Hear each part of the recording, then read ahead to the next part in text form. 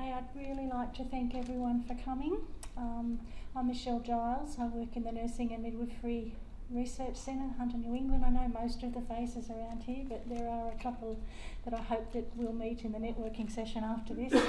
We've got a networking afternoon tea for people at the completion of this program from about 3:30 to 4, but we'll allow time for questions to both presenters afterwards as well. And certainly if we don't get time to ask all your questions in this forum, you can do that in the networking session as well. And we're really happy to have Professor Vanessa McDonald and Associate Professor Richard Clancy here to present their stories around their clinical research careers. So basically today's seminar, we put 3 monthly seminars on through the Nursing and Midwifery Research Centre, and we're happy to take feedback about topics that you might like to have presented in the future. I think we've got a few planned for this year, and the next one is a very controversial topic that you might like to come along to. It's research. Well, no, it's not controversial, but there's a lot of opinions, a lot of varying opinions on what's quality and what's research. So I think that will be a very a good session to attend, and may generate a lot of discussion and a lot of different opinions that we all have that we've developed over the years. Anyway, so this session is on launching your clinical research career.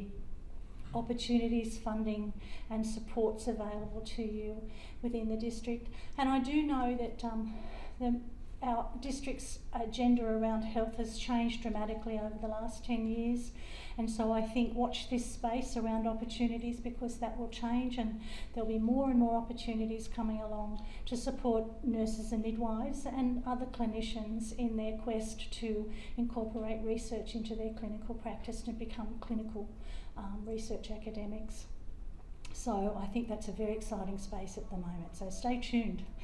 I would like to firstly introduce Richard Clancy. Richard's an associate professor and conjoint with the University of Newcastle. He's a nursing fellow within Hunter New England Mental Health, and with the School of Nursing and Midwifery at the University of Newcastle. He's the chair of the Mental Health Nursing Research and Practice Development Unit, and Richard's been a nurse for 38 years. Must have started very young, Richard, specialising in the area of morbid mental health and substance use treatment. He's been involved in a number of research projects, co-authored over 20 peer-reviewed journals, and is a co-author of the text Mental Health Care, now in its 3rd edition. Based at the Mater campus within the Centre for Brain and Mental Health Research, Richard's role as Nursing Research Fellow involves promoting a clinical culture informed by research, and pursuing his current research, which involves translating evidence-based practice into routine care as part of a PhD program of study. So welcome, Richard.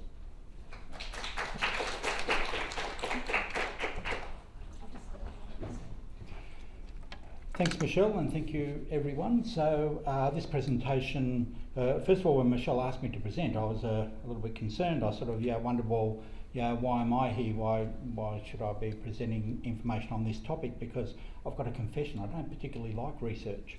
But I do see it as a means to an end, and I'm very passionate about the ends to which research can get us. In direct clinical practice, I figure that we can help one person at a time. A lot of the work that I've done over the years has been around group therapy, and there I find I can work with a large number of people at a time. But bringing about practice change through research allows some capacity to bring change that affects far more people, and so I'm passionate about that. So why am I here? I'm not sure. We might decide that it was a bad choice by the end of the presentation. In research progression in academia, there's a fairly standardised way to progress. The department that I work in is populated by 1 or 2 dozen young PhD candidates who have finished their honours degree, usually in psychology. They sign up with a program of research that's already been dictated for them. They complete their PhD. terrific researchers, go on to do some postdoctoral work and perhaps move along to be associate professor or professor. It's a well-structured line to follow in terms of entering into academia. But things are a little bit different for clinicians. For clinicians, often people achieve some clinical expertise first and spend many years not focusing on research. I think this is beginning to change now as younger people are coming through and through nursing and perhaps moving into research areas a little more quickly. But certainly my story is that I spent a long time not being involved in any research at all and not envisaging that that would happen. Then moving to get involved in some research projects around clinical ideas that were dear to my heart rather than joining in someone else's research project. They were issues that I was passionate about, and that's what I suppose instigated my start in research. Certainly to develop a research career in nursing, it is a developing area, and a lot of work has already been done by people who've really forged some tough roads in terms of trying to bring nursing and clinical nursing into the academic arena. But it's changing faster and faster. The pace of change in this area is certainly increasing. And certainly now translational research is the flavour of the month, has been for a couple of years, and is only continuing to develop, which is fantastic for nursing, because that's where we tend to do our work, trying to translate evidence-based practice or bring about practice change and looking at how to channel that into routine care. But I am a little bit concerned that with this potential for positive change comes some risk. And I think that as professionals we have a responsibility to ensure that we drive some research agenda. We don't have to drive all research agenda, but we do drive some research agenda, and that we care for our own, that we don't impose research that's unpalatable to our colleagues and to our patients and to our colleagues of other disciplines as well, and make research seem an unpalatable thing for the future. So always keeping in mind that any projects that we do might be modified by what's acceptable in the workplace, so that future researchers coming along behind us won't be left trying to push a barrow that's very hard to push. And also we need to ensure that we all receive recognition for our input. And this is a bit of a challenge. I remember my first meeting with John Wiggers, who's got a senior position in the research hub for the area, was an argument about having names on grant applications and on publications. Applying for grants and on publications. The problem being that there's a catch-22, given that the track record of researchers might account for 25% of the scoring for a grant application. It's important that people with a track record are the chief investigators on grant applications, which means that people who are necessary for the implementation of the research project itself might not end up being on the grant application, and perhaps may be better suited to be on publications until they develop a more well-developed track record in publication and as associate investigators before moving on to chief investigators. We get along well now, so we're over that argument. That was a long time ago. I suppose all the research that we're looking to be involved in the next 10 or 20 years are going to be influenced by some key documents. Overall we have the New South Wales Health and Medical Research Strategy Plan that we have there. The Hunter New England Research and Research Translation Plan is just about to be released. John Wiggers gave a presentation on this just yesterday to the Area Nursing Research Group, and the Nursing Midwifery Research Plan that Michelle's done a lot of work on, guiding the general directions in which we should move. So any research that we do, we would think should be influenced by these documents. Are we in alignment with the direction that research is heading, or are we going off on something that's on a bit of a tangent that won't have much support from the area? So given that most of the research that we become involved in will be translational in orientation, just to get our head around what that means for, say, nurses compared to what it means to people working in other areas. One view of translational research is that translation is any period where we move between one type of research and another. So you will hear the terms T1, T2, T3, T4. These have been presented in different ways by different authors, but here Meslin describes the idea of, if you like, petri dish research moving to human experimentation being T1, so going from the petri dish to humans in experimental areas. And then T2 moving from human experiments to developing guidelines. So things work for individuals, developing guidelines around that.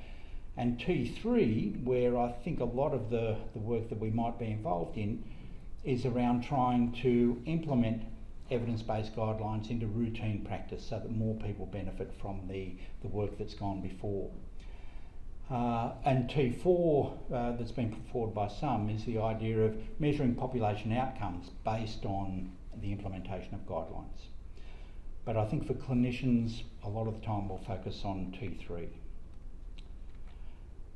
The Sachs Institute looks at translational research a little differently, and we can see there, I won't run through each of the transitions that they talk about, but you can understand that it is about trying to move from the singular to the population over a period of time in reviewing. But of course, you can't take a nice simple idea, a nice clinical guideline, take it to a group of busy clinicians and say, this is what you need to do. Because if that happens, you'll be worse than heading into Mordor. There are some models that have been developed to help guide us implement some practice change. This is one example of a model that I've been involved in using, the behaviour change wheel by Mickey and colleagues.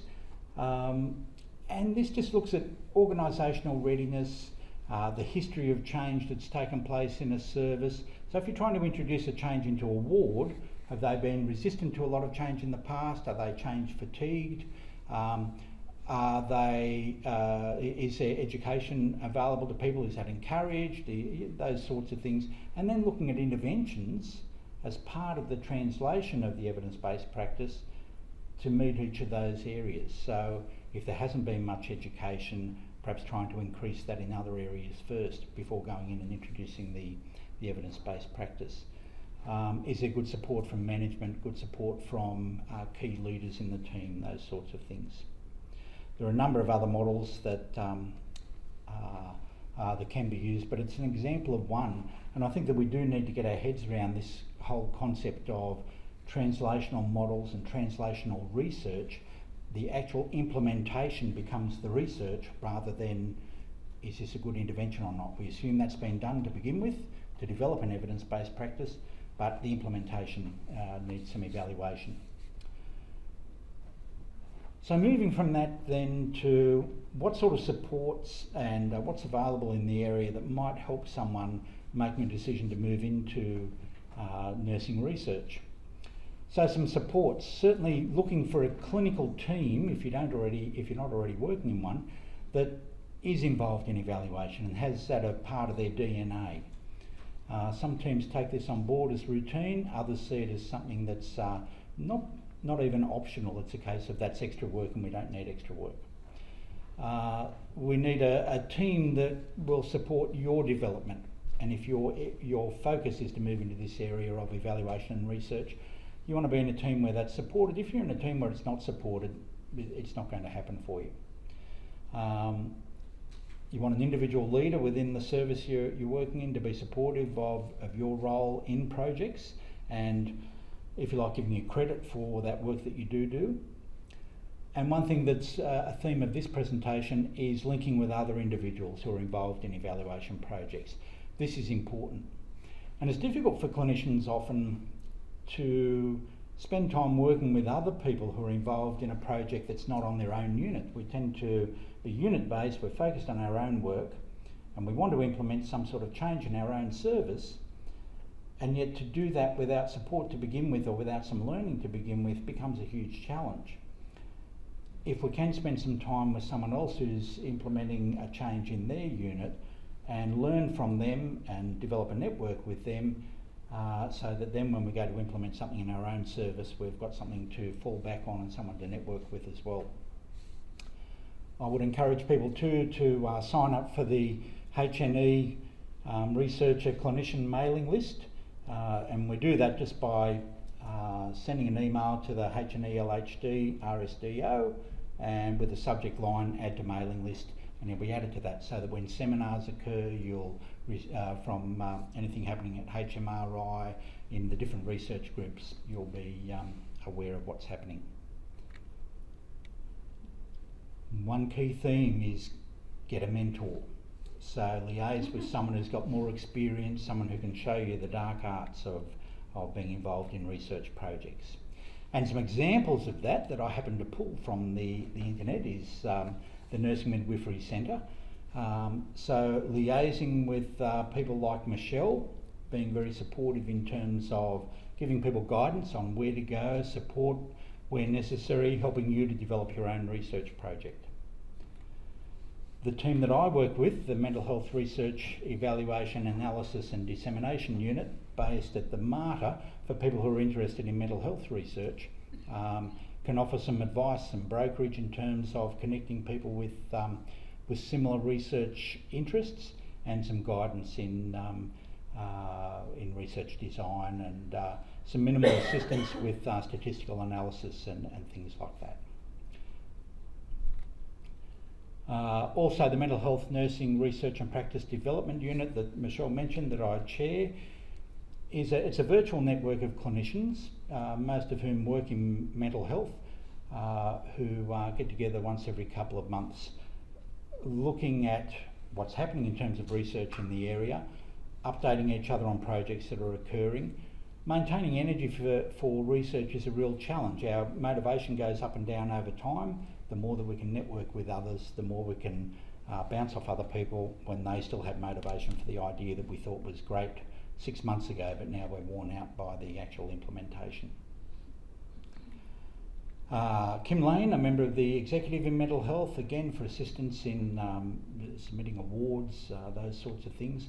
Now these contact details for these people and many others throughout Hunter New England Health are available on the research portal that I'll show you the link for shortly. I think it's very hard to start getting involved in research without some formal education in research.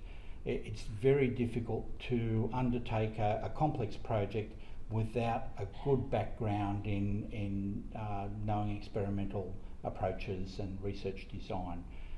So wherever possible, looking at gaining a postgraduate degree, perhaps a course or doing a subject or two in research design will go a long way. Not everyone needs to be an expert in research, so what you don't gain yourself, you co-opt in from elsewhere, whether that's for statistical work, whether it's for design, complex design, those sorts of things, but very useful.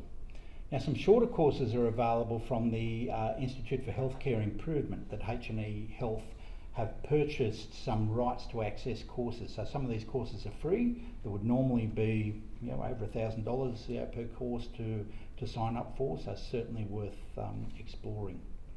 And many of these are around quality improvement, research design, those sorts of things. Our own library services. We've got Angela here from the library, who I'm guessing is available after the group to talk. So there's not only do they provide access to the resources themselves, but in terms of helping undertake a literature search, perhaps getting some ideas around what research is available in a particular area. The librarians across the area, and I contact more the people based at the Mater, but here at the Gardner Library as well, are always extremely helpful in terms of anything that I'm after. So certainly worth contacting the librarians for some assistance. And particularly if you're trying to find some information on a particular topic, what research has been done in this area, they often have a good knack of navigating search terms for different databases to find exactly what you're after. Getting on to the Agency for Clinical Innovation, again another online service that can offer some direction in terms of research design, and sometimes just by looking at other projects that have been completed successfully can be useful. In terms of skill building, I cheat a lot. I get onto YouTube and try to look up things for which I don't currently know how to do. Particularly when it comes to statistical analysis, I know what I want to achieve, I don't know the syntax to undertake this analysis, so I spend my time on YouTube. And the same when I'm at home. If I need to fix a tap, I get onto YouTube and find out how to do it before I go down to Bunnings to buy whatever I need. Incredibly useful resources on there. There's a collaborative space on MyLink that I've developed over a number of years. It's got mainly a clinical focus. The area that I worked in was mental health and substance use for many years, and I still have connections with that specialty. But also added into that are a number of resources specifically related to evidence-based practice, to being able to develop skills in questionnaire design, a few points like that. So there are lots of video resources on there.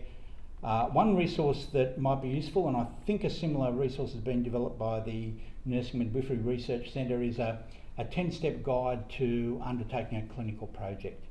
So this is targeting clinicians who may or may not have been involved in a project in the past, and the very basic concepts to think about when undertaking a project. And you'll find in there that a lot of the information relates to getting a mentor, getting a team together of people who have the skills that you don't perhaps. And I'd be interested if people do use that on any feedback, if they find that useful or not. I do suggest that people connect to table of contents, regular updates from journals in their particular area of specialty for a few reasons. One is being able to keep up to date with new literature as it's released, but also looking at different types of articles, even if they're not in your own specialty, in your own interest area, just to see how people are writing different types of articles, different research methodologies is very useful. I suggest connecting to somebody else who's reviewing journal articles. Sit beside them as they're going through reviewing, and perhaps they are reviewing separately and then comparing notes and becoming a reviewer yourself. It makes you a much better writer the more opportunity you've had to review articles. It's a lot easier to be critical and open-minded about somebody else's work than your own work that you've rewritten 10 times and you can't see the wood for the trees. And then going on to write and submit to journals yourself. Definitely access the Research Innovation Portal. This is a very useful site. I know when it was first made available there were some technical problems with downloading some of the content in the very early days, but it's very useful now. So when people are looking to access any sources of funding, any workshops that are available, connecting with people from different departments, this is a really useful place to start. In fact, it's where I started to pull information to put together for this talk and found it very useful.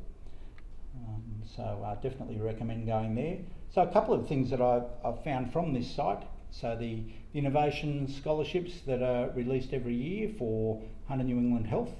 There's a link there that people can use to access information about the scholarships. So they're released in August, and I assume the date will be the same this year. Last year it was August. But preparing your project well before then is useful.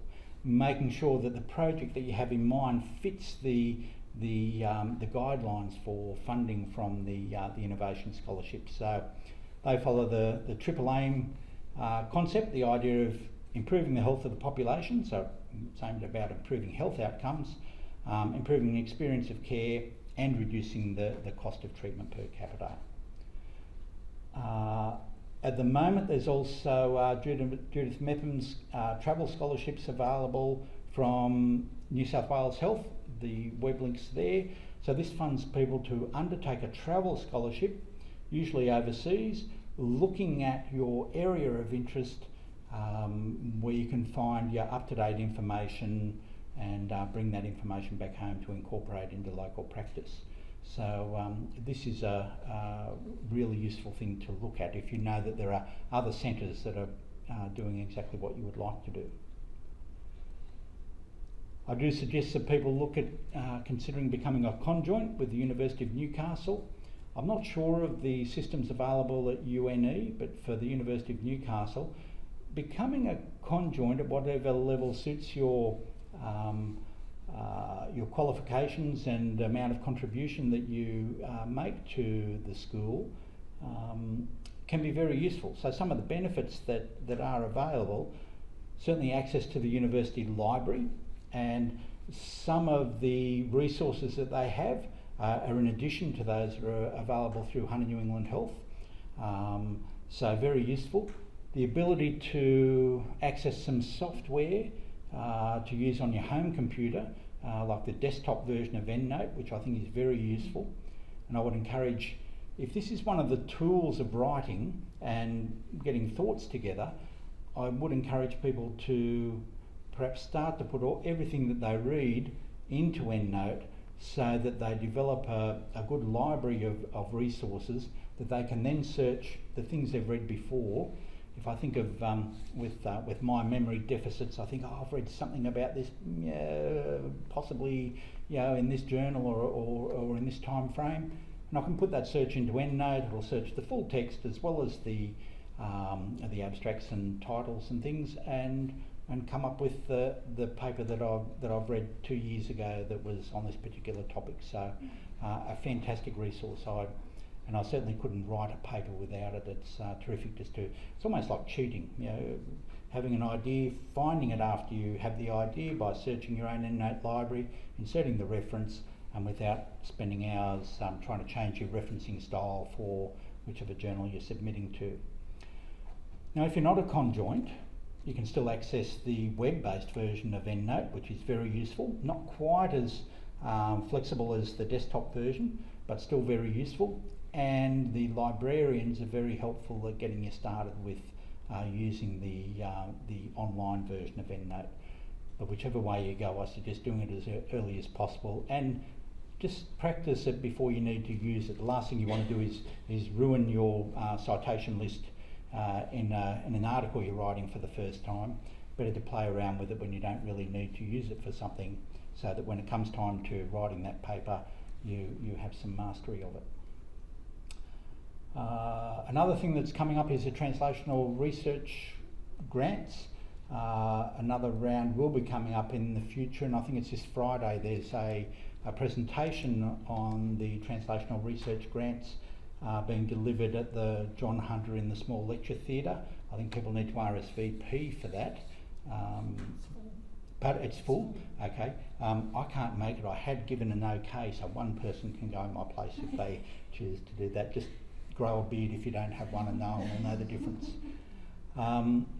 So these grants are only available to health employees as chief investigators. Their criteria are really quite high in order to get funding. You really need to be connected with people from another area health service, perhaps liaising with university colleagues. So the ones that I've been involved with, the majority have involved university academics, approaching me to be involved in a project that they've got an idea for. That's not what they're designed for. It's designed for health services to choose to create an intervention or measure something that they have a focus on, and then co-opting some academic help with that, and particularly involving more than one area health service seems to be something that gets people over the line, but they're quite rigorous in their evaluation. And just recently, discussions around the Medical Research Future Fund, which is something new to us, looks as though it's going to be a source of significant funding for health services. Again, these will be available for health service staff or health network staff, health hub staff, to be able to access, not to academic quarters primarily for chief researchers. And when John Wiggers was speaking about this yesterday, he said that the funding for this will increase exponentially over the next 5 years, with $2 million allocated to the health hub that we're part of, which is Hunter, Central Coast and Mid-North Coast, and the associated health organisations within those. $2 million this year, 4 next year, 8 the following year, 16 and then $32 million, so doubling each year for 5 years. That's a huge amount of income into translational research. So it's not just a flavour of the month by people talking about it, but it looks as though some funding's coming with this as well. And we know that the reason for focusing so much on translational work is that they say the average time for a new intervention to reach a clinician delivering that in their practice setting is around 17 years.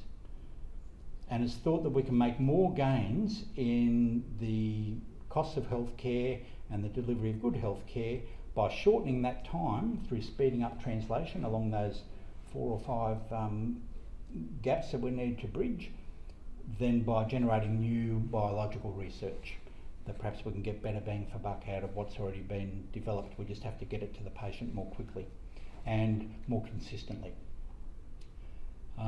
The downside with these projects is that they need to be punched out and delivered within 12 months with outcomes shown in 12 months. That's a huge challenge. I'm not sure what people were consuming when they came up with that as a concept, but that's a real challenge to deliver.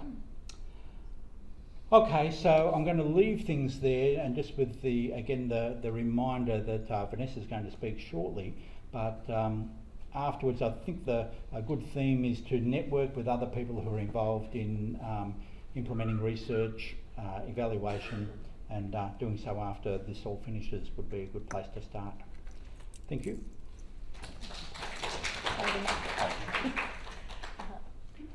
Really good advice there, aligning yourself with mentors before you dip your toe in research. I think that's a really good, some really good advice. Has anyone got any questions for Richard before we finish? At the back there. Very good presentation, very practical, easy to understand. My first request is whether the PowerPoint materials can be available to send to the participants. Okay, so we had a question about whether PowerPoints can be distributed. Yes, they can. My next question is... can I just add to that one? We put up the recordings. We're recording this. It's not the person's face, but it's the PowerPoint and the voice, and they will be up on our web portal, which I'll show you at the end of the presentation. Not yet, maybe in a couple of weeks' time. So. That's really good, because it's very resourceful, very informative. The second question is, will there be any possibilities that the Hunter New England collaborate with the University of Newcastle in developing really short-term course for some clinicians to be able to understand the basic of research as opposed to go into that, whatever is that area there, that will cost them $1,000, which is not really affordable in a true sense. Thank you. Okay, so I'll just repeat for people. The question was around whether there was any possibility of HNE and university perhaps getting together, developing short courses to give people a bit of grounding in research. And there are some projects that are already running along those lines that Michelle coordinates through the Nursing and Midwifery Research Centre. So is it every year they tend to run the research things in different formats? We've got up on our website, which again I'll show you. We have workshops regularly throughout the year, and again we take feedback from people on the content of that, but it's around all of the research process. You can't do it all in one workshop, but we might address searching the literature in one, working up a research question in the next workshops, and so on. So we do run those, but we also have a research collaborative, which is the universities and the health district, and it's a fairly high level, so that feedback can be taken back to that group. I'm not sure how fast that might move, but we can certainly feed that information back. and we do work in collaboration with the universities. Obviously, Vanessa's here from University of Newcastle. We bring them in to all of our education wherever possible. We've got joint appointments through the university as well that we utilise in our workshops, and there's a lot of staff in the School of Nursing and Midwifery that contribute to the capacity building within the district for nurses and midwives that we bring in, and they're only too happy to mentor and support. And of course you've got your research high degrees where you're getting supervised through a collaborative process of supervision through the university and the district as well. So there's a lot of opportunities, and there'll be more coming, I would think. Any further questions? Okay, thank you so much, Richard. That was great. Lots of good hints there. So I'd like to now introduce Professor Vanessa McDonald. Vanessa worked clinically within Hunter New England Health. Continue recording. Just there. And then we'll just shrink that one down. Oh dear. Just close that, I suppose. I don't know. Shrink that. And then go into yours, which is up here somewhere. Yeah, beautiful. Okay. Sorry for that. She's been a nurse for over 20 years, and it is her clinical background and experience that drives her innovation in research. Certainly we do it a little bit differently than the pathway that Richard put up with the Neanderthal man. Nurses and midwives do it very differently. So Vanessa's research program is centred around the development of innovative approaches to the management of chronic diseases. Her translational research program links biomedicine, clinical effectiveness and health policy development. Vanessa is co-director of the NHMRC Centre for Research Excellence in Severe Asthma, Deputy Director and Research Leader in the Priority Research Centre for Health Lungs, and an academic clinician in the Department of Sleep Medicine. She also leads the Chronic Disease and Older Person Research Group within the School of Nursing and Midwifery at the University of Newcastle. So thank you very much for availing us of your time. Thanks, Michelle. Good afternoon, everyone. Thanks for coming along today. My brief from Michelle was to pretty much talk about my work, my career, and the steps I've taken to achieve what Michelle's just read out to you, as well as what opportunities are out there if you know where to look, and the challenges that I've faced along the way. So I've kind of interpreted that to think about where am I now, where did I come from, and how did I get there. So I'm going to talk about developing a clinical research career, but use some examples to present that to you along the way. So hopefully you won't be too bored. So firstly, where am I now? And I won't spend much time on this because Michelle's just done a lovely introduction. But yes, I'm a co-director of the NHMRC Centre for Research Excellence, which is a national initiative funded by the NHMRC. And the objectives of that centre are to generate some new knowledge in severe asthma, but not only generating knowledge, so not only doing research. Some really important objectives of these programs are to train the health and medical research workforce to become researchers and clinical academics, and to translate research into practice, so to change practice. So they're key aims of our centre. And we're working and doing some really innovative stuff in order to make those aims happen. I'm part of the Healthy Lungs Priority Research Centre. So the Priority Research Centres are an initiative of the University of Newcastle. And there's PRCs for most areas that you're working in. So I'd encourage people to identify which PRC you would be most aligned to and try and network into those ones. Anyone doing research that fits into ours is most welcome to join us. I think an important point of where am I now, because this is something that's incredibly important to me, is that I have an honorary CNC appointment with John Hunter. So I worked with Hunter New England Health for 20 years. And when I went into academia, I wasn't quite ready to let that go, and I'm still not ready to let that go. So this allows me to continue to work within the clinical interface, which I think is really important for me as a researcher, and it satisfies my needs as a clinician as well. And I lead a team of postdocs, RHD students and research assistants. Some of them are in the room today. So where did I come from? So I graduated, I'm Newcastle trained. So I graduated back in 1992. Back then you didn't graduate with a degree, but it was a diploma. And then I started working at John Hunter in 92 through the new graduate program. Wasn't long after that that I found my home in respiratory. So I secured a position with the respiratory ward up there, and over the next few years developed as a clinician and became a nurse specialist in respiratory. So I then went into a position which was the first respiratory liaison position within Hunter New England Health, and developed programs like asthma education programs, pulmonary rehab programs, and the adult CF clinic. And what's important about that part of the history is that these weren't services that were available to people within the Hunter.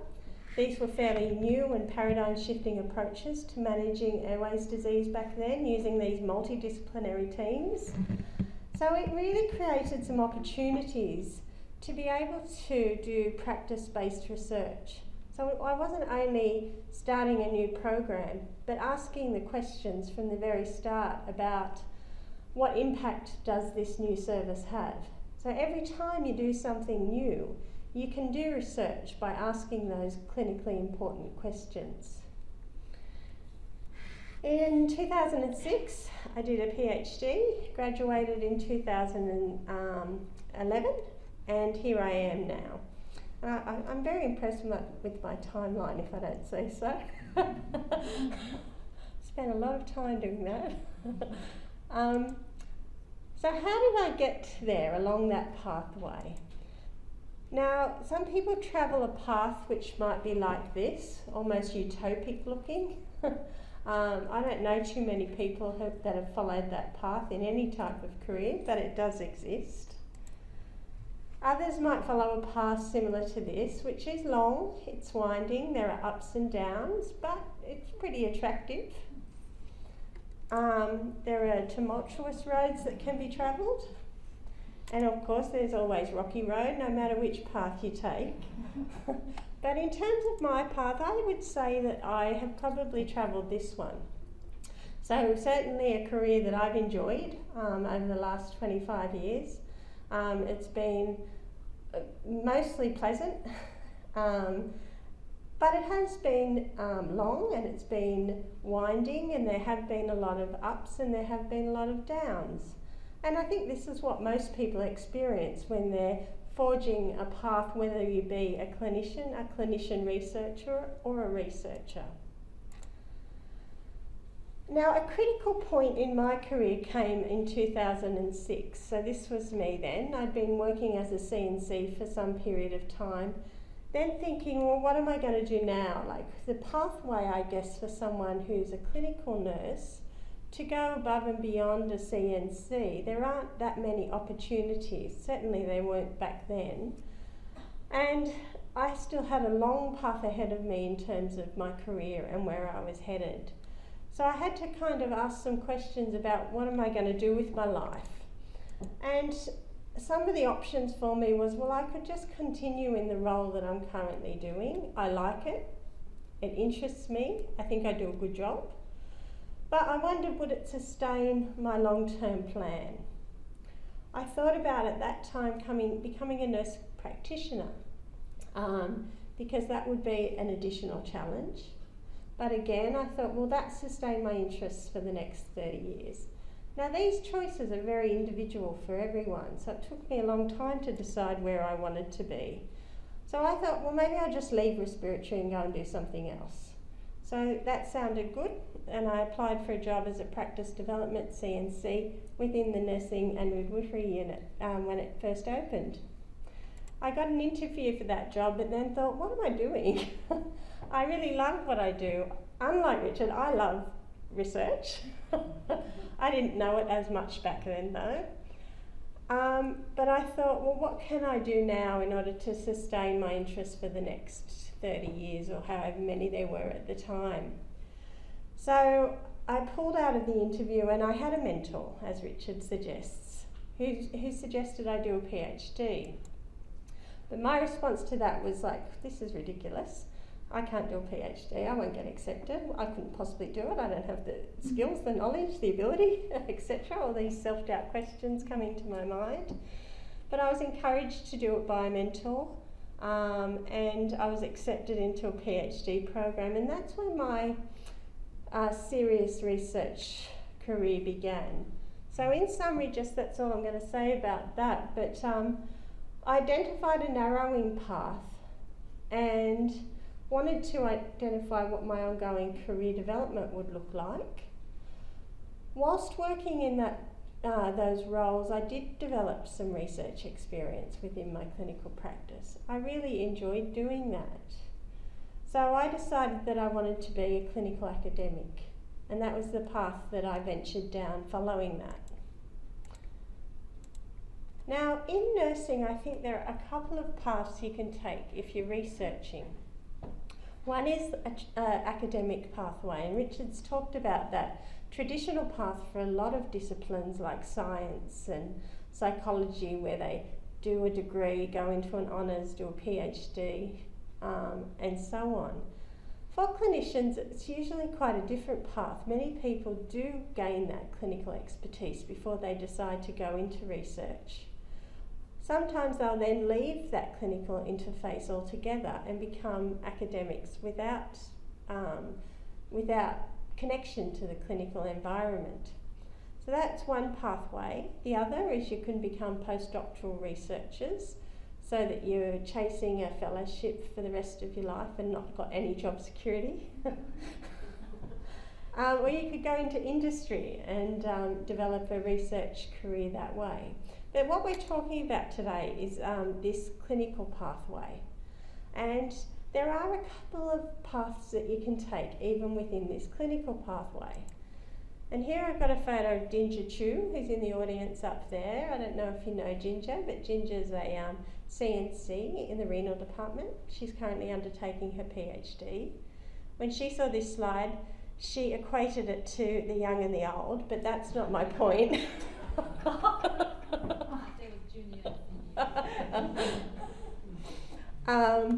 My point is that these are two clinical researchers. Ginger works full-time as a CNC, not at the moment while she's doing a PhD. She's doing a PhD to develop some research training. She will become a leader in research and in clinical practice. She already is in clinical practice. But at this stage in her career, her plans are to stay in clinical practice and be able to build that nursing research leadership within her everyday practice. The other person is a clinical researcher. However, she's based full-time in academia.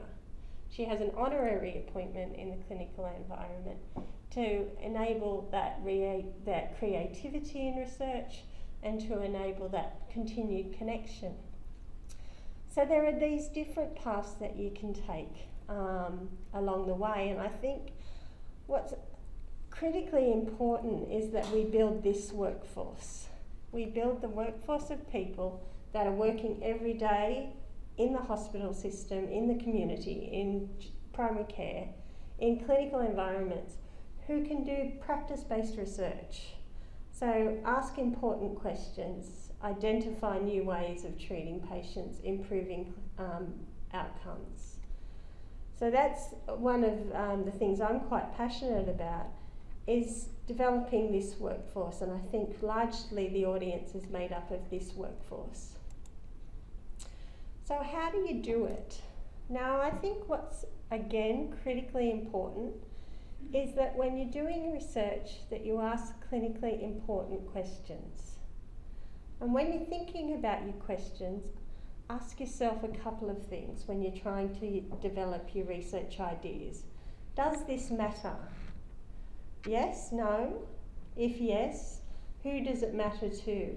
Does it matter to you and no one else? Because if that's the case, your research won't get published and therefore it won't be implemented into practice. Does it matter to patients? Does it matter to the healthcare system? Does it matter to the economy, etc.? Who does it matter to? That helps inform your research. And ask yourself, will my new knowledge that I develop in this research make a difference? And if you can answer yes to all of those things, you're on your way to developing a research project. Ask yourself the so what as you continue to go. Continually ask yourself that question. I remember as a PhD student, my supervisor said, I want to do this, this and this. And my supervisor said to me, well, so what? I was incredibly offended. But it taught me to think about that question every time I think I want to do something new. And some of those ideas might be crazy, and their so what is like completely, it's abandoned after putting it through that test. So it centres and it grounds you and it allows you to develop that question. Now, I largely come from a quantitative background. I certainly do qualitative research as well. And I think there's a real place for it in terms of developing interventions so that you can combine your qualitative and quantitative research to come up with an intervention that's feasible, that's acceptable, that matters to patients, etc. But I'm just going to talk a moment about getting started and thinking about the research questions that you ask. And I don't know if everyone's seen this acronym called PICO or PICOD. So it talks about the population. So who are you doing this study in? The intervention, what are you going to do? A comparison, are you going to compare it to another group? What's your design? What's your outcome and what's your design? This is an approach that you would really take if you're doing quantitative research. And you can pretty much put any research question through this approach. And it helps inform your question. So in people with severe asthma, does multidimensional assessment and individualised management compared to usual care improve asthma quality of life in a randomised controlled trial? So when you put your thoughts through that process, you automatically come up with your research question. So it's a very useful thing to do. And then apply these other questions. So is this novel? Has it been done before? How many times has it been published? If it's novel, go to the next thing. Does it matter? Will it make a difference? Will it change practice? And then think about, does the team that I'm working with have the expertise to support me in doing this research? And if they don't, get more people in your team. So people are generous in terms of helping people develop their research. And you will find people, and Richard mentioned collaboration. There are clinical teams that have enormous expertise.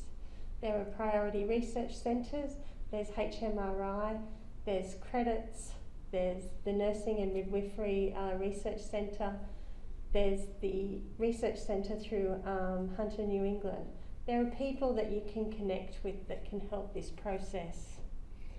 And then ask if it's feasible. So this is a very good lesson I learned. I went into a PhD and said, I want to do an RCT with 300 people and I want to do this and I want to do that. And none of that was feasible on zero budget. So you've got to kind of think about, can I do this? Do I have the support and the infrastructure to enable me to do this project? And if you don't, start small. Start with a part of the question and start to develop it. And that'll then help you build further track record so that you can get some more money to do it. So I've already said this, but I'm going to say it again because I'm going to move on from developing your research question. But continue, they talk about the pub test. Would it pass the pub test? I like to ask, would it pass the so what test? So each time you think about a new research idea, put it through the so what test. Now finally, who asks the most clinically important questions? Who do you think? Clinicians, yes. So researchers, academics are excellent with methodology, with how to set up a research project, but it's the clinicians that have those really important questions, the people that work with patients every day. But you might not have the skills in the methodology or setting up the research or getting, applying for a large grant or something. So that's where collaboration is extremely important. And again, as I said, academics are extremely generous. They want to work with clinicians. So that synergy is perfect, and it really kind of helps the research. And it's this integration and the synthesis between your practice and then building in research that leads to these important patient outcomes. So how do you go about this? Now there are a number of approaches you can take. Someone can go and do a PhD, a master's, or some places have professional doctorates. But you might not be interested in that, and you want to do research in your day-to-day practice without committing to 4 years of a PhD. And that's perfectly acceptable. There are other training programs. Richard's mentioned a lot of them already, so for time I won't go through each of those opportunities. But also finding a mentor. Before I did a PhD, I'd published 5 papers, and I had no research training, but I had a mentor that helped me do research. And whilst I was doing that, I had no idea that I would ever do a PhD. I just wanted to ask these questions and I wanted to improve practice. So it can be done. It can be done as a clinician without having to go down a PhD pathway. Not that I'm discouraging that by any means, but I just want everyone to know that it's possible to embed research within your practice. We've talked about working in teams, and I don't know if I'm talking a lot or I started late, but how am I going for time? I've got till 3:30? Yeah. So working in teams is critically important. None of us, there's no discipline that kind of has any role in patient care that is solely responsible for that care or that can do everything for that patient. We each have an integral role in patient management. And we need to recognise this and realise the power of those roles as well. Because you might be able to embed your question into already funded research program that'll allow you to ask the questions that you're asking without big budgets in order to do that. There's a lot going on around integrated care, and there's excellent opportunities for nursing, midwifery, multidisciplinary clinicians to be able to actually ask important questions within these programs. And there are mutual benefits to collaboration. You will bring benefit to the person that you're collaborating with. Your research will build their careers as well. Not only you'll get benefit from them, and that's an important thing to remember. So where do you start? And I've borrowed this slide from Jane Gray, who I tried to find it on the internet. I couldn't find it anywhere, but it's one that she's used before to highlight that Hunter New England Health is interested in all types of research. Next month, Michelle was saying that there's going to be a seminar on quality, 3 months quality, what's quality and what's research. And you can see here along this line here, there's a number of different areas you can fit in terms of research. There's innovation, quality improvement projects, there's building research capacity, there's research supportive departments that have strong expertise in research, and then there's research intensive and competitive funding opportunities. But you don't have to start here, and I mean, I'd advise against that. Starting here is equally important. It's where you kind of get your pilot data, it's where you get that original research training to start to build your career. And there's lots of funding opportunities embedded within HNE that allow support for these approaches. So Richard mentioned the scholarships, there's the HNE clinical fellowships, and again I'd make an example of Ginger here, who holds a HNE clinical fellowship, and I think she's the first and only, or first nurse to hold one of those. There's the HMRI grants. There's the support that you can access through HMRI with credits, the statistical unit, the HNE Innovation and Partnership Program, the research portal that Richard talked about, and research training courses, which I've mentioned as well. So there's also the Centre of Innovation for Regional Health, which was awarded last year to the hub of I think 8 different places and led by HNE, and there'll be grants that are available through that from the Medical Research Futures Fund. And these are things that really target that translational research, the clinical research, so provide opportunities for that. There are some problems with that program, as Richard mentioned, as you have to do it all in 12 months, which is not so feasible. So what about my research? So I'm going to give you a few little stories about, or show you a few papers that I've published. This is where I'm at now. This is where I've got quite an extensive program of research that looks at targeting the individual traits that, or targeting the traits that individuals have, and developing interventions to improve outcomes, and then testing those interventions. So as I said, that's quite an extensive program that looks at things from a disease perspective, but then also looks at comorbidities, risk factors, and behavioural issues in terms of people's ability to self-manage. But that's taken a long time to get there. This is the first paper I've ever published, and I was very junior at the time. It was back in 1999, probably 12.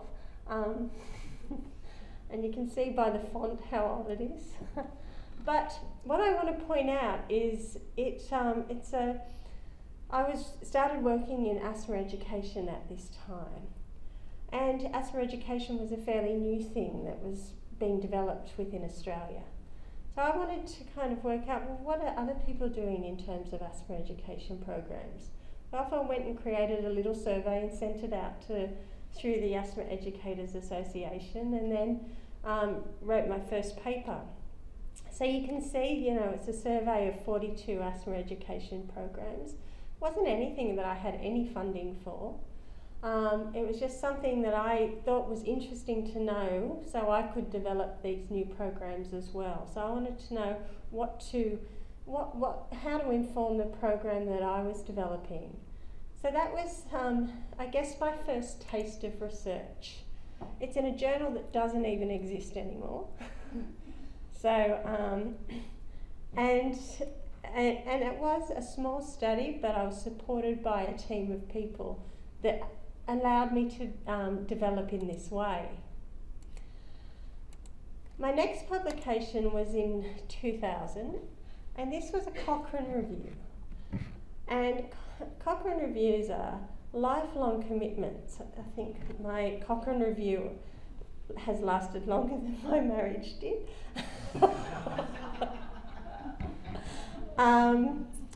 But what it does is it gives you training in evidence-based medicine. So it allows you the skills to be able to develop asking questions. How do you ask questions? What are the statistical processes that you need? What's a meta-analysis? How does a meta-analysis work? how do you pull all this data and come up with a big answer of level 1 evidence? So systematic reviews are, again, things that don't necessarily need funding, but will allow you the opportunity to develop some training in research and training in evidence-based practice. You can do Cochrane, or you could do a systematic review that you submit to another journal. But teaming up with someone that's got the expertise in these is a great way to start doing some research. And then the results of the systematic review will often inform your next research question. So you can then go on to do some primary data research. So this is another example now, which was about 5 years later, and this is just a letter to the editor at the MJA. So this is after the asthma education program had developed, and at this time there's been a whole batch of new inhalers that became available to people. So we were seeing people in the clinic that were on 3, 4, 5 inhalers, 2 inhalers, and so what I thought, looks like the more you give them, the more confused they get, the more difficult it becomes, and the worse the outcomes are. So just by people coming to see me in the clinic, I was able to do this study looking at how the number of devices actually impacted patient outcomes, and then we developed a policy within our department to ensure that patients had a maximum of 2 devices, so that all the devices were in the same one. And now that policy has actually kind of become an international thing. So this is something that kind of, again, didn't have any money, any funding. It was an idea that came out of practice and research that came out of practice that ended up being quite informative in the longer run. Another way of developing research is to look at writing review articles. So again, back when I was developing the asthma education programs, I was doing a lot of reading about what asthma education is, so why not write a review on it? What this does is it helps with your writing style. It helps with your ability to synthesize the research that's out there to come up with recommendations based on that research. But it also builds your training. So there are ways of doing this as a clinician where you don't need formal training, not that I'm not encouraging that. So then after this paper then comes in 2010. This is after my PhD, or actually part during my PhD. So this, you can see that the research then is building. Here's 100 patients that go through this fairly intensive multi-dimensional assessment. This did cost money. So there were a lot of tests that people had to do. There was people that supported me in terms of collecting data, etc. But, and there was funding associated with it. So as your research develops, your funding develops, and I guess the size of the research programs you're doing also develops. And so they're just a couple more examples of that. So we're talking about funding, so I'll go back to this slide because there are different opportunities for funding. And often you want a lot of money to support a project, and I think I've reinforced that you can do clinical research on a budget when it's embedded in your project, but of course when it's supported with some funding it's a whole lot easier to do. My first grant was $1,000, so it was a travel grant to go to a Thoracic Society meeting. My first project grant, I think, came in 2000. I meant to put the year there, but I think it was about 2006, and it was $5,000. And I was excited as could be because I got a $5,000 grant. And that helped me with that research that paper I showed you where I had the 100 people. And as I kept applying for grants, I'd get a bigger one and a bigger one, and my track record was building and building. So the more research funding I was getting, the more future funding I was able to attract because of the development of that track record.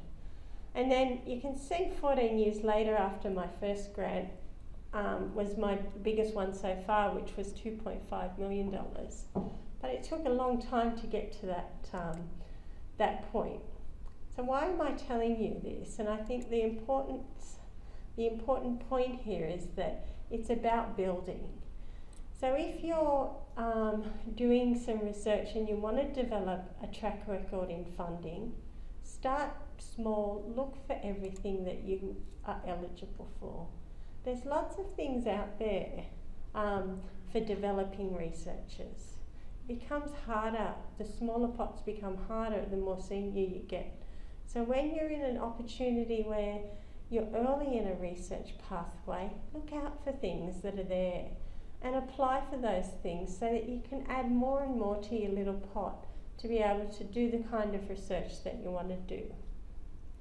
Look for opportunities for small grants, and there's university have some, well they don't anymore, they used to have some pilot funds.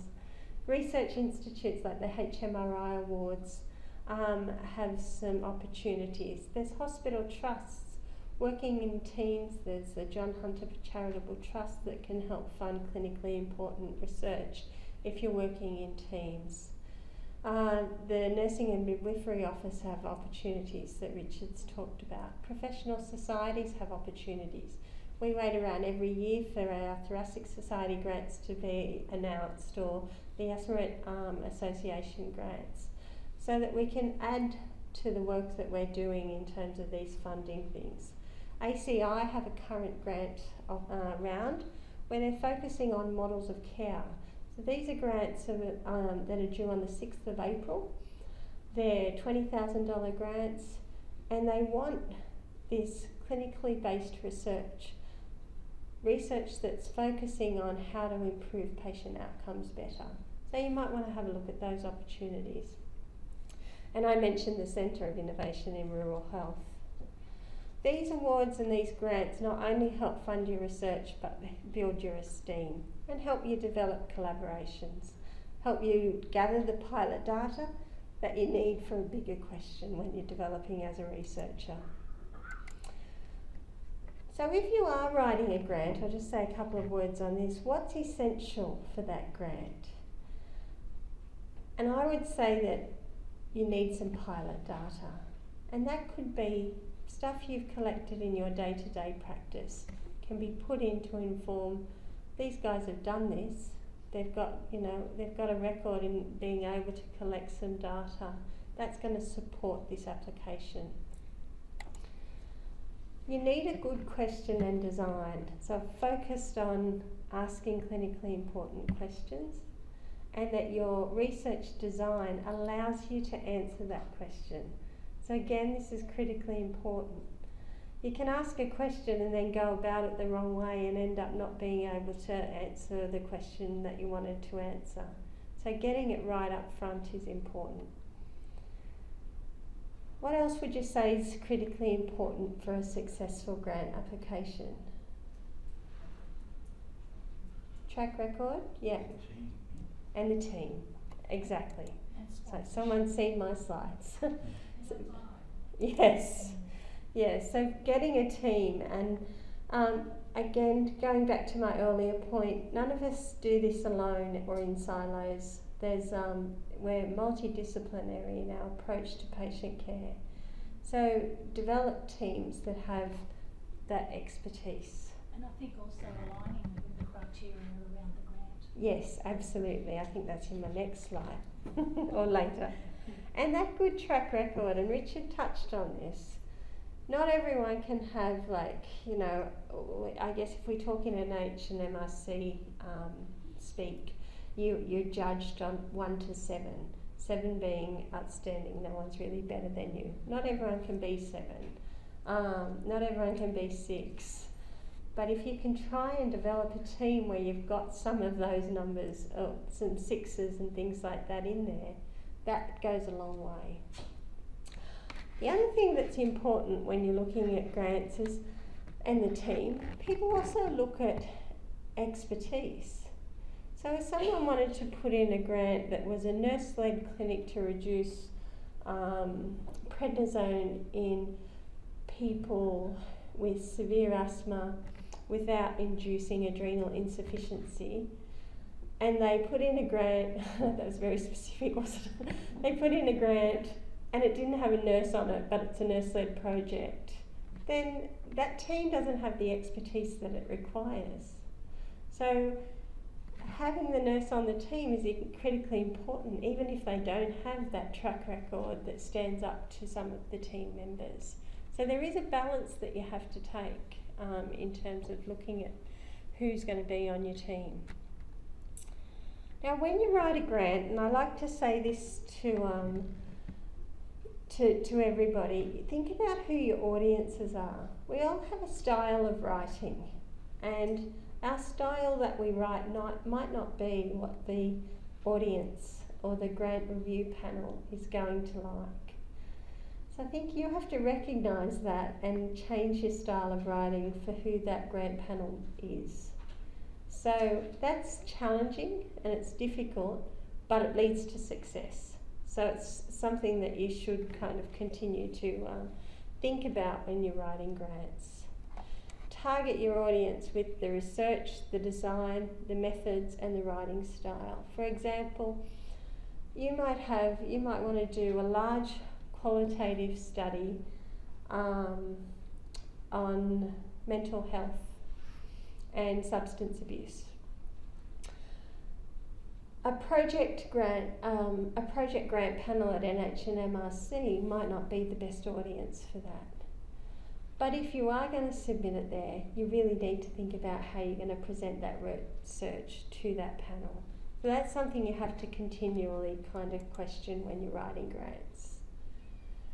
So there's some strategic thinking to go about, thinking ahead, often years ahead, because this is when you're putting in big grants, you might spend a couple of years getting your pilot data before you actually apply for your big randomised control trial, for example.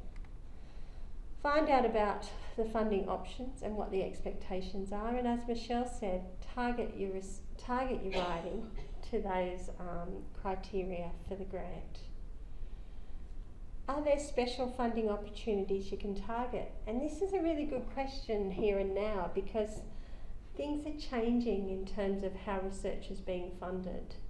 So there are new opportunities for clinical research that are emerging. And I think, looking for those kind of opportunities are important. How can you find them?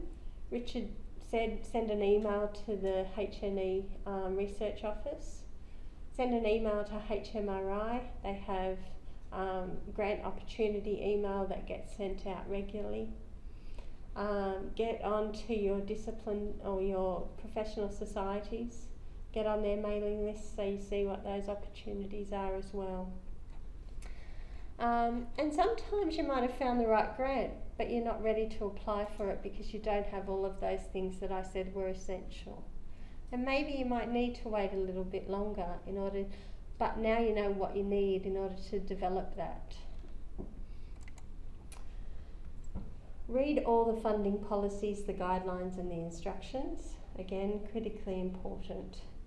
And keep referring back to it. The NHMRC have this nice one-page table that shows you what a 7 is, shows you what a 5 is, shows you what a 3 is. You're aiming for a 7. You might not get it. That's where you're aiming for. So continually go back to those 7 criteria and build that into your grant. Now I've just got some other things that I'd like to talk about in terms of general advice around building a research career. I'm not going to mention this much. I'll flip through these slides so we've got time for some mentoring, because Richard's covered this and I've also covered it as I've gone through the presentation. But getting a mentor is really going to help your research career, particularly if you want to do it within your own clinical practice without necessarily going down a PhD pathway. joining up with those mentors that can guide your research, that can help you, that can give you advice, is something that's going to be of the utmost importance to you. Interdisciplinary collaborations I've already talked about as well, but I just wanted to highlight this again because they are essential. This is how we work. We work in teams. We do integrated care. We don't have all the skills we need in order to do the research. We can't be experts at everything. So we need other people in our teams to do this. And I've chosen the word interdisciplinary rather than multidisciplinary here, because this doesn't mean our allied health professional colleagues or medical colleagues. It includes them, but it also includes our health economics colleagues and our engineering colleagues and our statistics colleagues, etc. So all of these people are important in terms of developing some research questions. So think again who you need in that team in order to answer that question. I'll say a few words on publishing because that's an essential part of research and it's often not the fun part. So the fun part is identifying the question, developing the research, collecting the data, analysing and getting results. That's really fun. And but then it's hard to write the papers, but it's not going to change anything unless that research is published. So you also want to think about who do you want to read this research.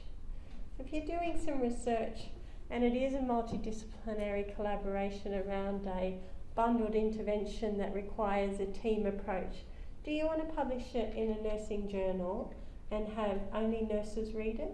Or do you want to change the practice of everyone that's involved in this? And therefore, you might target a different journal where it's going to have a much broader audience. So don't confine yourself to one place or another, but continue to think about who your audience is. Continue the discipline and the impact factor. Often work in lower impact factors is really important but might sometimes get lost, and if you can get higher, try for higher. And to protect you as a novice or a developing or even a senior researcher, develop a publication plan at the start. So we're talking about working in teams, but you want to know that you're doing all this work and it's going to result in you being published in this area. So what I do is when I develop a study, I come up with a template which identifies how many papers are we going to get out of this, work out who's going to, what the outcomes are going to be, who's going to lead the writing on it, who's going to be the senior author, and who are the colleagues that are going to be also part of the team. So this helps in terms of ensuring everyone's happy at the end of the process. Constantly review your plan, and one thing that you need to do is develop resilience, accept rejection and try again, because rejection is going to happen a lot. Richard mentioned networking. I'll say a couple of words on it because I think what's also really important is attending conferences and presenting at conferences. You'll meet people that can really help you in terms of developing your research. You meet people where you can help them in terms of their research as well. You'll also become known to people within the specialty that you're working. And then, you know, if you've got a lot of expertise in that area, people then might come to you and you not just go to them. And if you've got someone you really want to work with, just contact them. Don't be afraid to do so, because as I said earlier, other people are looking for opportunities as well.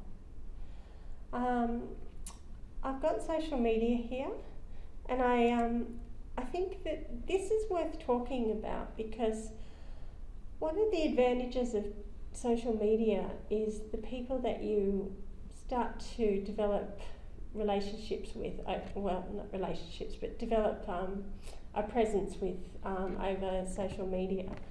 So I have a couple of now international collaborators, and these collaborations evolved because we were following each other on Twitter. So, so they would never have happened otherwise.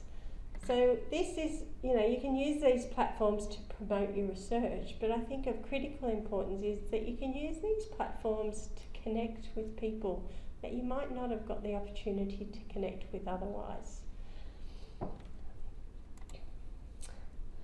The other thing is service to the discipline. And again, Richard's mentioned some of these things. Journal peer reviewing. That allows you to critically think about things. It allows you to critique someone else's research in a way you might not be able to critique your own. So you're providing a service to your discipline, but you're getting a mutually beneficial outcome from that because you're developing skills as a critical thinker. Grant review panels are the same. One of the things I love about grant review panels is I can see how a really good grant is written.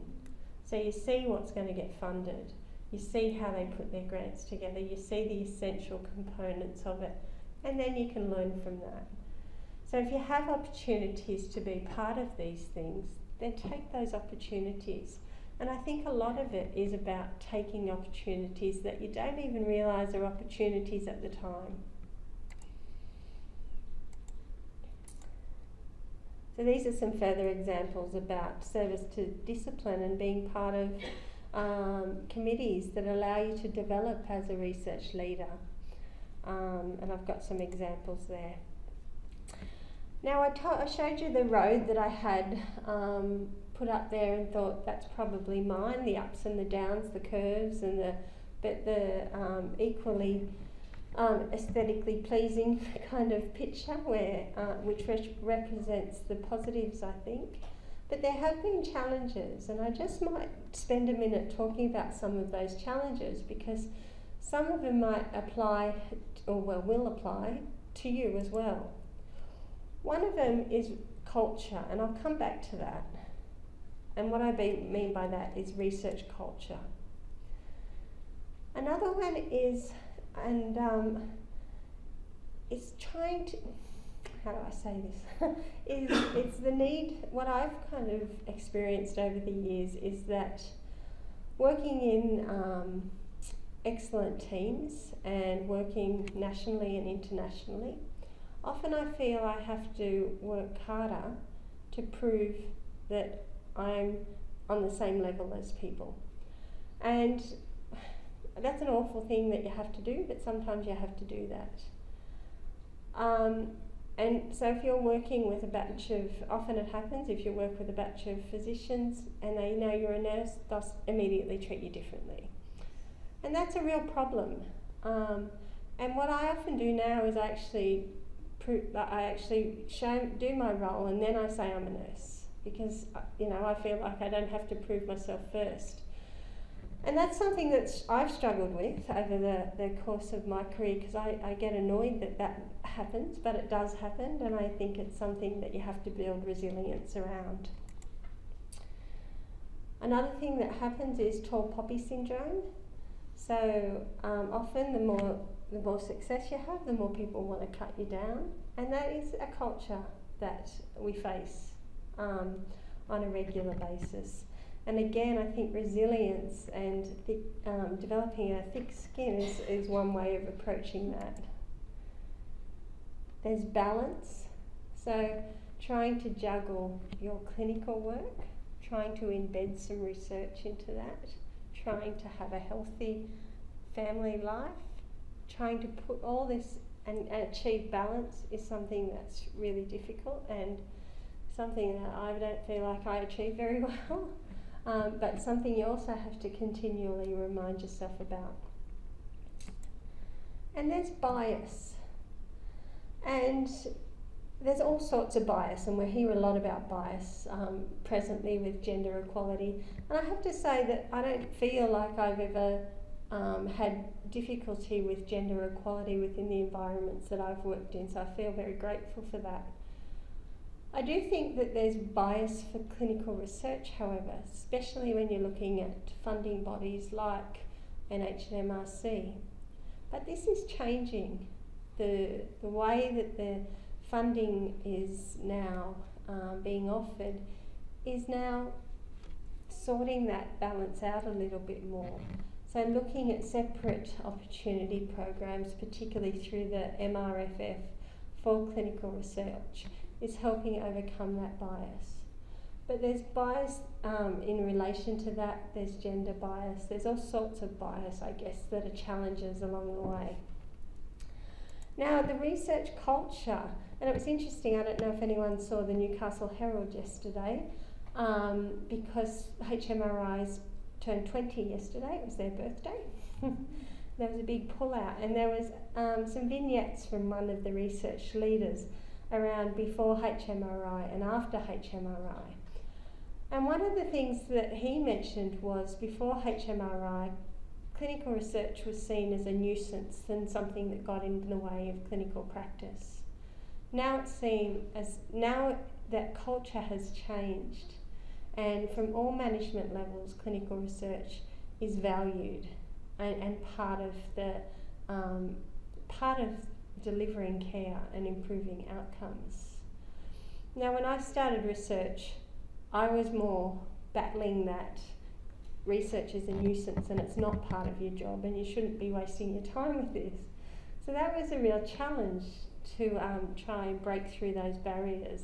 But I think it's been lovely to also see the change in culture that's occurred within the health system. I think there's marvellous opportunities within the health system at this stage now with that change in culture. So just some final words.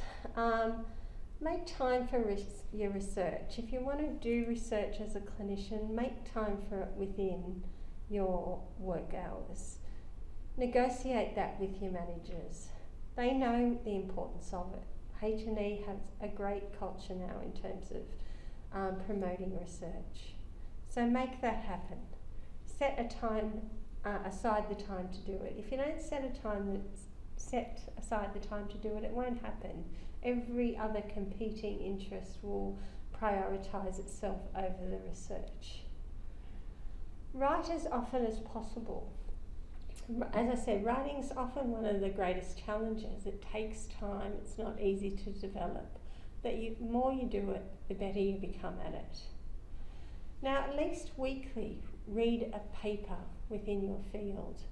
So Richard talked about subscribing to table of contents of journals. So that's something I advise people to do. Look at the table of contents to the journals within your field. Just scan the list. Those papers that really tweak your interest, read the abstracts for. And if that's all you do, you're still getting an idea of what's being published in that area. For the ones that are of particular interest, then go and get the paper and read the paper. But do that at least weekly. You know what's being published, you know the literature, but you also learn how to write by reading other people's papers. And make a plan. Make a plan to do your research. So final words, I think the themes that have come out hopefully over the last hour or so is to collaborate, work in teams, recognise your worth and what you bring to the project and what you bring to the research. Start with something that's feasible. Ask yourself, does it matter? Does it pass the so what test? And research has to be published. So think about that all the time, being the end goal is to have that published. And ensure that you write to your audience to improve your chances of getting it published. So with that, I will end. Thank you.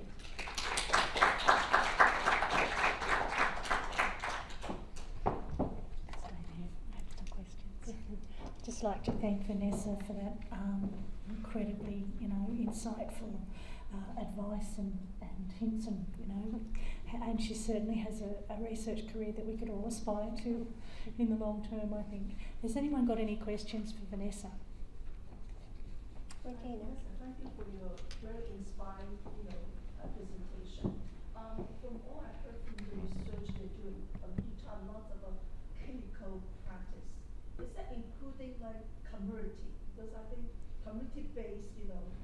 news is talking about. Yeah. I think it's also very important. Yeah. I just want to hear a few words about, because on the whole talk, we talk a lot about, evidence-based practice, also including community. But how, because I'm new in the country here, I also want to see how, the research integrated, from clinical practice into community. That is also important, how to integrate. So this is Professor Regina Lee, who's new to the university, asking about how you can integrate research done within the more acute care environments with community-based practice.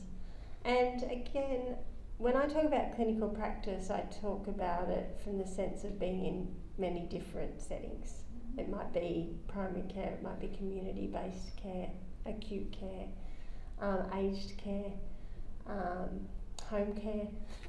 So lots of different areas. But that streamlining kind of the movements throughout those different areas is also necessary, and creates opportunities in itself for research in order to ensure that there's a continuum that occurs from the acute care setting through to the community. But then there's also other research that needs to be done within the community that might be more community focused. Certainly will always have some connection to other areas of clinical practice, as with like all the settings do. So depending on the research question, I think developing that team to ensure that you've got that expertise in all of those areas that are necessary will help that integration of research. If you want to translate something into practice but you haven't included people who are going to need to translate it, or the end product, then you're setting yourself up to fail. So developing any kind of research, whether it be acute care or community-based things, really needs to include those people with that expertise, those people that can help lead to that translation and that end result of implementation. Can I just add to that? Sorry. That you mentioned in the presentation is about who is your audience. Yeah. And That's right. Because I think the funded project, whether it's a community-based or it's a really, clinical focus, I think this is also important. Yeah, absolutely. Yeah, I was just going to add to that. I think the health structure around clinical networks, which goes across the continuum, also would help assisting setting agendas around research in the community and translation or transition from one to the other. Thank you. Sorry. Any further questions for Vanessa? Jenny? Vanessa, I was interested in, first of all, thank you for that talk. It was very, very inspirational. Thank you. And I can see how for clinical researchers, there are many nurses who are working in the health service. Some of who have that conjoint academic position, honorary position with the universities. But you seem to have done the reverse. You've got Yes. that clinical academic position where you now have an honorary CNC Yes. position. And that was not an easy task, I can tell you. How was that process Yes. formalised? So it was incredibly difficult, but it had happened when, as I said, I was transitioning. I started working 50% for the university, 50% for the health service, not long after I got my PhD. And for many reasons that didn't work, as you can imagine. So I was invited to work full-time for the uni, but did not have any interest in stopping clinical practice or in leaving the work that really kind of motivated me and that I enjoyed. So my head of school at the time was very supportive and said, well, what if we get you an honorary appointment? So that all seemed easy, and he was supportive of it, and that was going to be great. So when we started to talk to the health service about that, this is not something that had happened for a nurse before. So there's plenty of positions like this for medicine, but for nursing it was a challenge. So it had to go through a lot of approvals. I was a CNC at the time, but had to then go through and get a job description as a CNC. I was a CNC 3, I had to get a description as a CNC 1 in order to have the honorary appointment. It took 3 years to get approved. It's a very long path. And then it lasted for 3 years, and then at the end of the contract it took another 6 months for the reapproval to happen. But I think that a path has been forged now, and it's going to be a lot less challenging for other people that try to create that.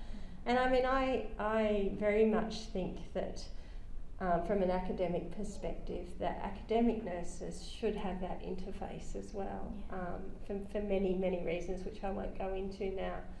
But I think, you know, letting people know that that exists, that it is a way that you can do it is a way for, you know, there's conjoint between both. The health service, as you say, often are conjoints to the uni. This process was quite different to the other reverse conjoint, which is the research and innovation conjoint that's through the HNE program now. So that's also available to people. But the difference between that and what I have is that with the research and innovation conjoint, it doesn't allow me to see patients, whereas with this honorary contract it does. It's something we attempted some years ago, quite some years ago, at when Northern Sydney and Central Coast were together, and you know, we drafted a paper around it to like a proposal rather, but really they just put it in the 2 car parks. Yeah, and I've got to say, whilst I said it was really difficult, I've got to say everyone was supportive of it. That it was just the process that was the challenge, and it was hard, yeah. Well, thank you for breaking the ground.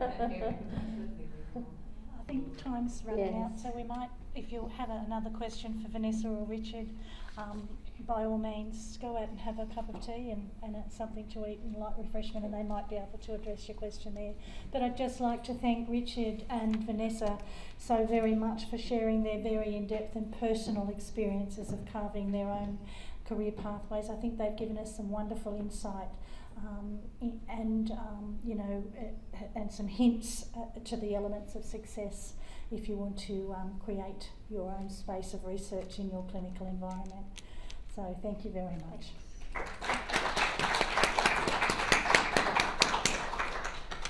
And if you'd like to go out that way, I think there'll be a cup of tea waiting. And Richard, you've got to come here and help me copy this recording.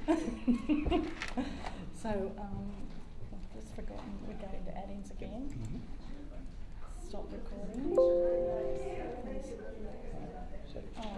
yeah, just close PowerPoint, I think.